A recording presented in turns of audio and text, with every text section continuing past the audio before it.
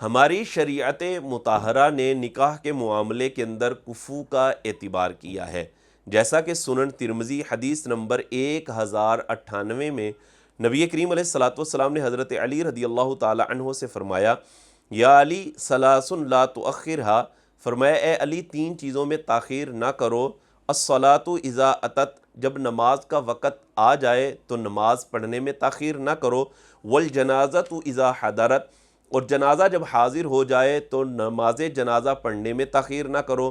تیسری چیز فرمایا والایم اذا وجدت لها کفءا، اور فرمایا جب بے نکاحی عورت کا کفو مل جائے تو اس کا نکاح کرنے میں تاخیر نہ کرو۔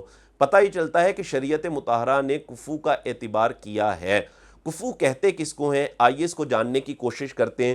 کفو کا لغوی معنی ہوتا ہے یکساں، برابر، ہم پلہ ہونا، اور اس کی شرعی تعریف یہ ہے کہ مرد عورت سے نسب وغیرہ میں اتنا کم نہ ہو کہ اس لڑکے سے نکاح کرنا عورت کے اولیاء یعنی رشتہ داروں کے لیے باعث ننگ و عار ہو۔ یہ مطلب ہوتا ہے شرعی اعتبار سے کفو کا، اور کفاءت کے اندر مرد کی جانب سے کفاءت کا اعتبار کیا گیا ہے۔ مطلب یہ ہے کہ مرد جو ہے وہ عورت کے ہم پلہ ہونا چاہیے، برابر ہونا چاہیے، عورت سے کم درجے کا، کم سٹیٹس کا مرد نہیں ہونا چاہیے۔ یعنی عورت اگر ایسی ہے کہ اس کا درجہ جو ہے وہ بڑا ہے اور مرد کا جو درجہ ہے وہ کم ہے، اس کا سٹیٹس کم ہے، تو اب عورت اگر بغیر ولی کی اجازت سے اس کے ساتھ نکاح کرتی ہے تو یہ نکاح نہیں ہوگا۔ لیکن اگر اس کا الٹ کر لیا جائے کہ لڑکا جو ہے اس کا درجہ اوپر کا ہے اور لڑکی ایسی ہے اس کا درجہ کم ہے، اس کا سٹیٹس کم ہے،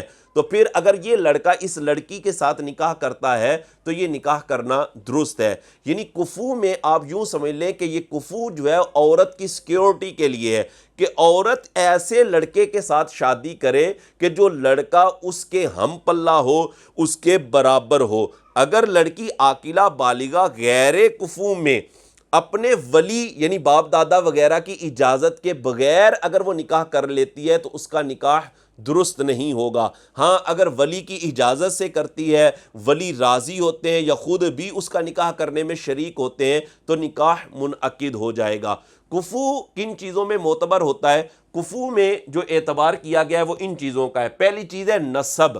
نسب میں آپ یوں سمجھ سکتے ہیں کہ جیسے کوئی سید زادی اگر غیر سید سے نکاح کرتی ہے اپنے ولی کی اجازت کے بغیر تو یہ نکاح منعقد نہیں ہوگا۔ ہاں اگر ولی کی اجازت سے کرتی ہے تو پھر ٹھیک ہے، نکاح منعقد ہو جائے گا۔ دوسری چیز کفو میں جو معتبر ہوتی ہے وہ ہے اسلام۔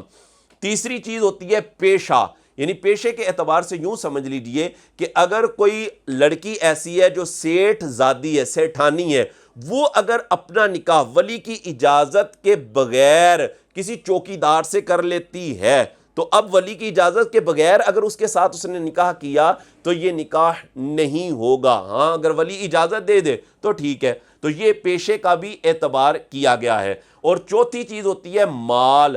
اگر لڑکی ایسے لڑکے کے ساتھ شادی کر لیتی ہے جو بے روزگار ہے، جو مہر دینے پر، اسی طرح نان و نفقہ دینے پر بھی قادر نہیں ہے، وہ بیچارہ خود کسی کے آسرے پر چل رہا ہے، اگر لڑکی اس کے ساتھ نکاح کر لیتی ہے بغیر ولی کی اجازت کے تو یہ نکاح معتبر نہیں ہوگا، یہ نکاح درست نہیں ہوگا۔ اسی طرح پانچویں چیز جو ہے کفو میں جو معتبر ہے وہ ہے دیانت دار ہونا۔ یعنی لڑکی اگر کسی لڑکے کے ساتھ بغیر ولی کی اجازت کے نکاح کر رہی ہے تو وہ لڑکا اگر دیانت دار نہیں ہے، یعنی لڑکا جیسے چور ہے، کرپٹ ہے، فراڈیا ہے، تو اس صورت کے اندر یعنی بغیر ولی کی اجازت کے اگر ایسے لڑکے کے ساتھ اس نے شادی کر لی تو اس کا نکاح نہیں ہوگا۔ تو دیانت داری کا بھی اعتبار کیا گیا ہے۔ ایک چھٹی چیز بھی بیان کی جاتی ہے، وہ ہوتی ہے حریت یعنی آزاد ہونا۔ وہ تو اب تقریباً سب میں یہ چیز پائی جاتی ہے۔ تو یہ ہوتا ہے کفو کا مطلب جو ہم نے آپ کے سامنے بیان کیا ہے۔